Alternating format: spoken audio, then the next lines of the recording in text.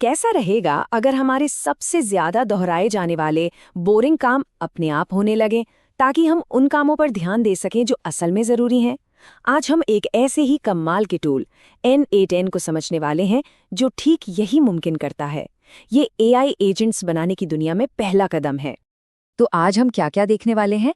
सबसे पहले अपना टूल कैसे चुनें, फिर हम देखेंगे कि क्लाउड और लोकल मशीन में क्या फ़र्क है। इसके बाद हम इसकी कीमत को समझेंगे और फिर N8N की पूरी बनावट में उतरेंगे, एकदम बेसिक से लेके इसके बिल्डिंग ब्लॉक्स तक।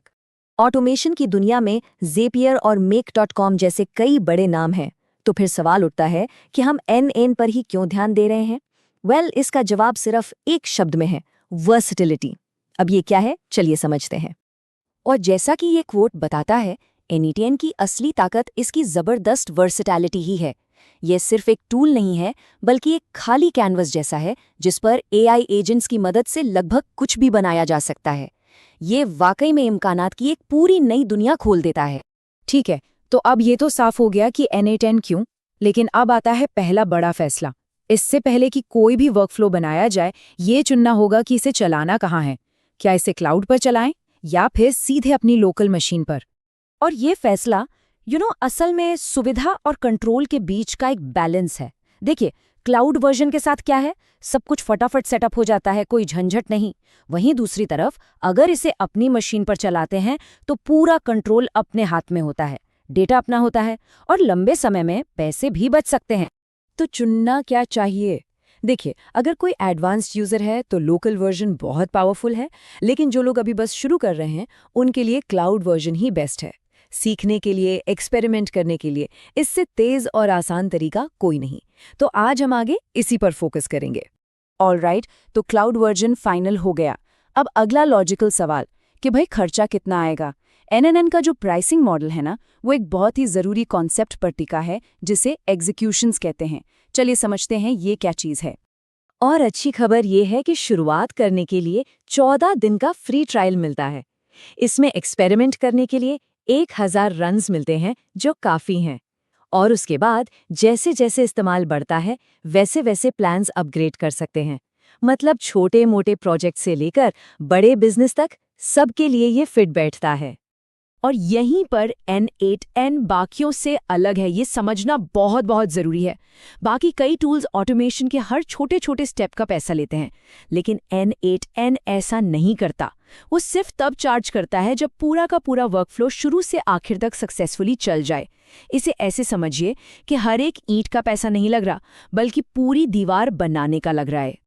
और ये कितना फ़ायदेमंद है, इसका अंदाज़ा इस बात से लगाइए कि इनके स्टार्टर पेड प्लान में ही हर महीने 2500 पूरे एग्जीक्यूशन मिलते हैं। अब सोचिए, एक छोटे बिजनेस या किसी सीरियस हॉबीज़ के लिए ये कितना ज़्यादा ऑटोमेशन है। इनवॉइस भेजने से लेकर सोशल मीडिया पोस्टिंग तक सब कुछ ऑटोमेट हो सकता है। ओके, तो क्यों और कितना तो समझ लिया, अब बारी है कैसे की। N8N को अच्छे से इस्तेमाल करने के लिए ये समझना ज़रूरी है कि इसका स्ट्रक्चर कैसा है।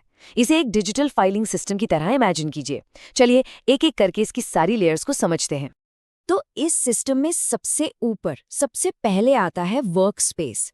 समझिए, ये पूरा का पूरा डिजिटल ऑफिस है, मेन बिल्डिंग जिसके अंदर सारे ऑटोमेशंस, सारे प्रोजेक्ट्स, सब कुछ इसी के अंदर रहता है। अब उस ऑफिस बिल्डिंग के अंदर अलग अलग डिपार्टमेंट्स या फ्लोर्स होते हैं, राइट? बस वही हैं प्रोजेक्ट्स। ये असल में फोल्डर्स की तरह हैं जो काम को ऑर्गेनाइज रखने में मदद करते हैं। जैसे एक क्लाइंट ए के लिए एक प्रोजेक्ट हो सकता है और दूसरा किसी इंटरनल रिपोर्टिंग के लिए। और आखिर में उन प्रोजेक्ट फोल्डर्स के अंदर हमें मिलता है NHN का दिल, यानी कि वर्कफ्लोज। यही है वो असली ऑटोमेशन, वो रेसिपी जो किसी काम को पूरा करती है। समझिए कि ये फाइलिंग कैबिनेट में रखी वो असली फाइल्स हैं जिनमें से हर एक खास काम के लिए बनी है। तो ये है वो सिंपल सा 3 लेवल का स्ट्रक्चर। सबसे ऊपर वर्कस्पेस, उसके अंदर प्रोजेक्ट्स और प्रोजेक्ट्स के अंदर वर्कफ्लोज। इस स्ट्रक्चर को समझ लिया तो N8N को चलाना बहुत आसान हो जाता है। लेकिन एक वर्कफ्लो वो असल में किस चीज़ से बनता है? चलिए थोड़ा और डीप चलते हैं। हमने ऑफिस बिल्डिंग देख ली, उसके फ्लोर्स देख लिए और फाइल्स भी देख ली। अब टाइम है उन फाइल्स के अंदर लिखे शब्दों और सेंटेंस को देखने का। और यही हैं एक वर्कफ्लो के असली बिल्डिंग ब्लॉक्स।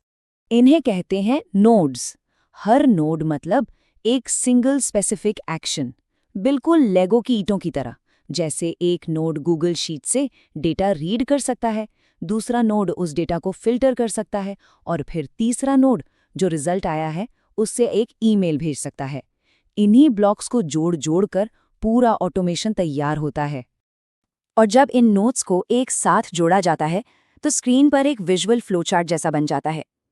इससे होता क्या है, अपने ऑटोमेशन को समझना और अगर कोई गड़बड़ हो जाए तो उसे ठीक करना यानी डीबग करना बहुत ही ज़्यादा आसान हो जाता है, क्योंकि साफ साफ दिखता है कि डेटा किस स्टेप से होकर कहाँ जा रहा है।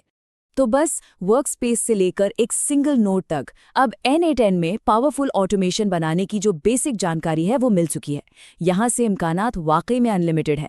तो अब सवाल ये है कि इस नई पावर के साथ वो पहला कौन सा बोरिंग रिपीटेटिव काम है जिसे हमेशा हमेशा के लिए ऑटोमेट किया जाएगा।